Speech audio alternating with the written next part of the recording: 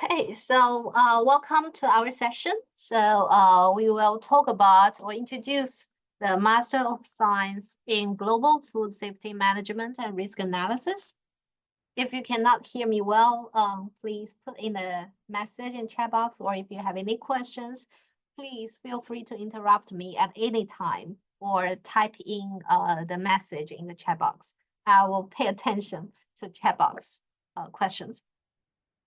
Okay, so let me see. Okay, so the general information about this program, the program code which you will be asked to fill in the application is 15057 MFT, and I am the program leader. You can call me Dr. Yu Yanzhu. For this program, the duration is 1 year, so it's a full-time program, which means you cannot take it in a part-time mode. And we teach in mainly in face-to-face mode. And some of the lectures, maybe some of the invited speakers are not able to fly to Hong Kong. So some of the lectures will be taught online, but majority will be face-to-face. The intake quota for the coming cohort, we are actually not sure yet. For the last cohort, which is 2024 cohort, is 63. And in the previous 5 years, we mainly taking around 35 students. So for the coming batch, we are expecting to take about 40 students each. The credit required to graduate is 31 credit, and for the credit fee is at the rate of Hong Kong dollar 6,340 Hong Kong dollar per credit. So within this 31 credit, one of the credits is called AIE subject. I will talk about more details. It's an ethics course. So this one credit, you don't have to pay for that. Mainly you pay for the 30 credits. So the total tuition fee is 190,200 Hong Kong dollars. The program aim, it is to provide a unique and professional oriented training in the global food safety management and risk analysis for science, technology graduates who want to develop their expertise in the area of food safety. So I just want to highlight that the program aims to give you the global view in the food safety management and risk analysis. So there are two keywords. One is global, the other one is the management, okay? So it is to provide the students with advanced knowledge in the major and newly emerging hazards affecting food safety from a global perspective. The program mainly holds 8 subjects. So in the first semester, we will have 4 subjects. With the first 3 subjects, food safety risk analysis, international food standards, laws and regulations, foodborne chemical and microbial hazards case studies. Those 3 are the major subjects. And the fourth one, academic integrity and ethics in science. This is a subject that required from the university level, and you don't have to pay for that 1 credit. For the semester 2, we have more advanced or interdisciplinary subjects. We are focusing on the global food safety management, food safety in action, global food security, and then we need to finish a capstone project. So this capstone project, we actually received many students' emails asking about what is this. So capstone project is more like kind of final year project. So basically all the students or each student will be matched with an individual supervisor. And then the supervisor and the students, they will discuss about topic they both interested in, and then do some research on it. It could be dry lab mainly, which means a review of data collection mainly, or if the student is interested in the wet lab and also with a mutual agreement from the supervisor, you may do a little bit wet lab experiments, and finally give a project report, and we grade on that. So although this project says it started in semester 2, but usually it takes longer time. So we initiate this student supervisor matching from the mid or the beginning of semester 1. So in total, it's 13 credits in the semester 1 and 18 credits in semester 2. Okay, so this program intended learning outcomes are listed here. I won't read all those details one by one, just want to highlight some. So if you, after completing this program, you should understand the international food standards, laws, and regulations, and knows that where to find those regulations and how important are they. When you are working in a company or in the government, you should already have the sense about how to deal with those standards, laws, and regulations.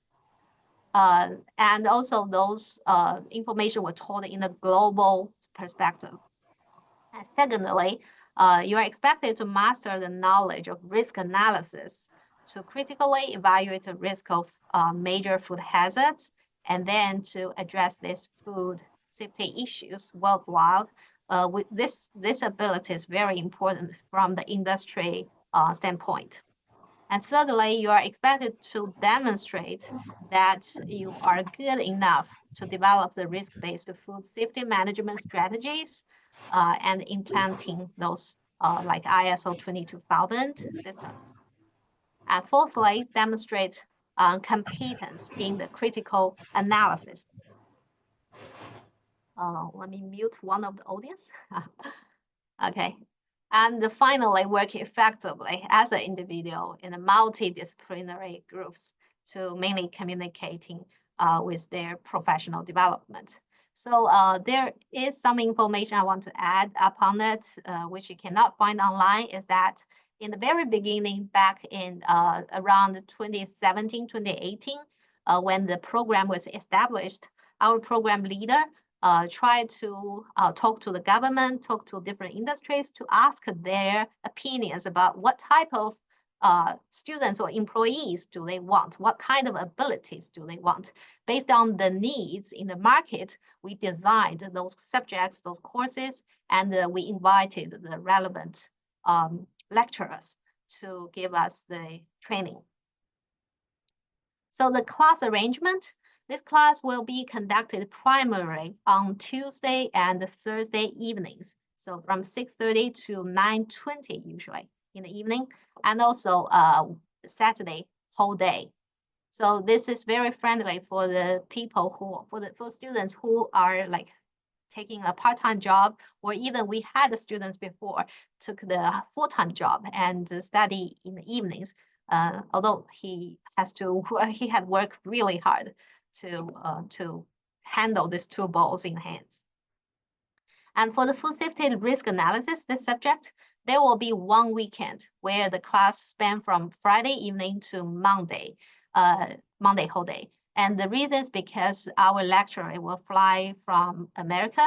So she will stay over the whole weekend from Friday to Monday to give us the lectures. So this part will be a bit intense, but this will happen only one weekend. So all the classes will be held on PolyU campus. As I mentioned, that most of the class, all the classes, the students has to be on PolyU campus, but some of the speakers, maybe because they are not available in Hong Kong, so they cannot fly over here, so they may deliver the lecture live online. Okay, some highlights about this program, as I mentioned before, this program, how we established or designed this program based on the employer's needs. And secondly, this is the first MSc program in Hong Kong that focus on global food safety management and risk analysis.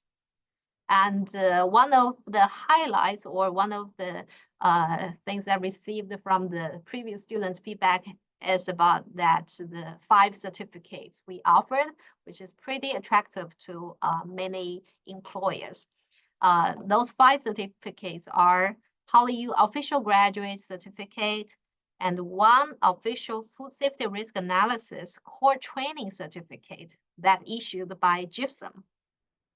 So this JIPSN full name is Joint Institute for Food Safety and Applied Nutrition, which is jointly established by the US FDA and the University of Maryland. You can Google this JIPSN Institute and also check on this food safety risk analysis core training certificate to get more information. This is pretty kind of welcomed or popular for the international companies. And the 3 official training certificates are major food safety management system issued by an accredited certification body. So including the certification of advanced application of global food safety management system ISO 22000 and the GFSI BRCGS food certificate, as well as the FSSC 22000 awareness certificate. So those 5 certificates will be collected after you've finished all the lectures by the end of semester 2. So those are how the certificates look like. So this is from the PolyU's certificate, and those are the other 3 food certificates, just examples here. So we have an international teaching team to teach you in this program. Those are the lecturers that in our PolyU. And we also have the lecturers from the UC Davis, from JIPSN, from the University of Georgia, and from Australia, National Taiwan University, and also the lecturers from the industries to give us different perspectives. For some of the lectures, we also will invite different guest speakers to give 1 or 2 lectures to enrich the angles. So how the classes will be delivered. These are just some pictures to show you or give a small taste of how those lectures look like. So for all the lectures, almost all the lectures, yeah, we have this group discussions. Some of the lectures we have group projects. So we encourage lively group discussions and sharing. And this is from the Dr. Claire Norad class. And we also, as mentioned, that the lecturers, several lecturers are overseas lecturers. And we have just last month, we had celebrated the Mid-Autumn Festival together, and we encourage the group presentations. Also, we have the hybrid immersive virtual environmental techniques. For some of the lectures, we use those techniques to teach, kind of immerse you in the real environment and enhance the education quality. For the career perspectives, so what are you going to do after graduation? So for the students that freshly graduated and enrolled in our program, after graduate, they mainly go to 3 places. One is the industry field, one is the government, and the other one is for pursue further studies in the MPhil or master programs. And for the students who have had several years of working experience in the industry or the government, after they finished our program, based on our experience, several of them got promoted to 1 or 2 levels, and they will continue their previous job in the industry or in the government. And some of them, they will change the field of the industry. So those industries we're talking about, with the government positions we're talking about, is mainly in food, health, agriculture industries, related government agencies and research institutes in Hong Kong, mainland China, and the regions are available to the graduates. Okay, so now we can talk about the entrance requirement. So firstly, you need to have a bachelor's degree. Okay, so bachelor's degree is a requirement. Secondly, we prefer the students that already got a degree with an honor in food safety, food science, food technology, food management, public health, or any other science discipline. But based on our previous 6 batch students profile, we find that some of the students, although they are not majored in those related disciplines, but they have rich experiences working in the food safety or quality product development related industries or government. They are very good or excellent in the performance in our program. So this year, we opened our entrance requirement. We also welcome the students with a bachelor's degree in another discipline and with at least 1 year of working experience. I mean, full-time working experience in food safety, food quality, and food product development. So both these 2 categories of candidates are welcome to apply our program. So for the language requirement, it is a must. To fulfill the English language requirement, fulfillment of English language requirement is a requirement for those who are not native English speakers, and the medium of instruction of the awards is not in English. So for almost all the students from mainland China, you have to provide a English language requirement, English language test result. So please provide one of the following English proficiency test, either TOEFL or IELTS. So for TOEFL test, you have to get a score above 80. And for IELTS, pay attention to here, its overall band should be above 6. We do not check the individual item score. Its overall band above 6. But also pay attention to the test that you are taking. We are not consider the TOEFL IBT home edition or IELTS online, IELTS indicator, those type of test result. The results should be taken within 2 years, which means that if you already have a result and that result was obtained before September 2023, then this result is not valid, okay? So try to make sure that your results is valid.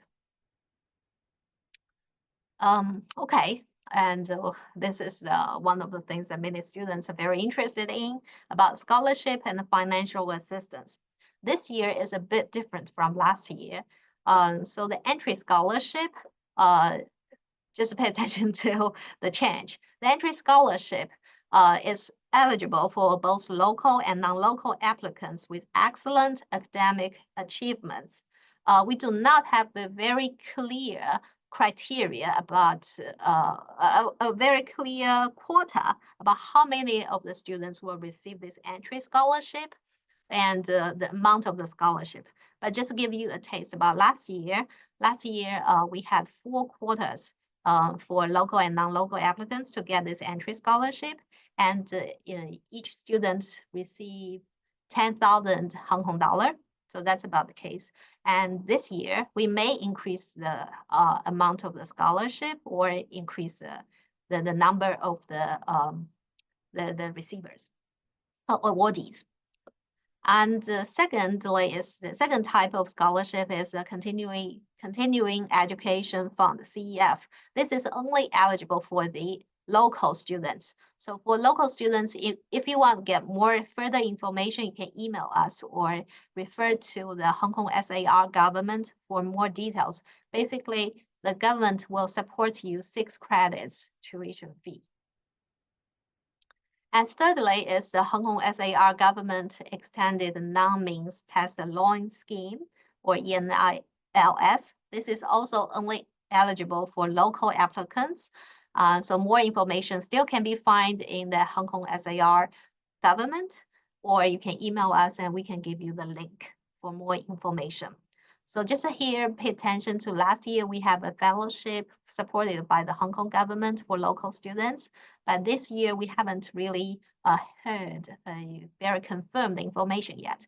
If we do hear a confirmed fellowship scheme, like later, we will update this information in our webpage. So please pay attention to that. So key dates that you want to pay attention to is that although the official deadline we put on the website called the main round application deadline is April the 30th, 2025 next year on Wednesday. However, our early round application is November the 19th, 2024, Thursday. So we strongly recommend you to apply our program as early as possible. The reason is because we are reviewing your applications continuously, which means that so far we had more than 60 students already applied this program, and we're actually reviewing your application already. So we may start the interview when we get certain number of applications. And then we will, after the interview, we will decide whether we will send an offer or put him or her in the waiting list or reject him or her. Then, so the offer will be sent out in a rolling basis until all the quotas are taken. So that's why I say early application is strongly encouraged. Okay, so here are the useful information about the like how to contact us. This is an important email. You want to write it down. If you have any questions, please feel free to email us and you will receive our response very soon. And the program web page is here for you to get to know more details information, online application platform, and also our departmental web page here for your reference. Okay, so that's it for the introduction. If you have any questions, please feel free to unmute your microphone or type in the chat box.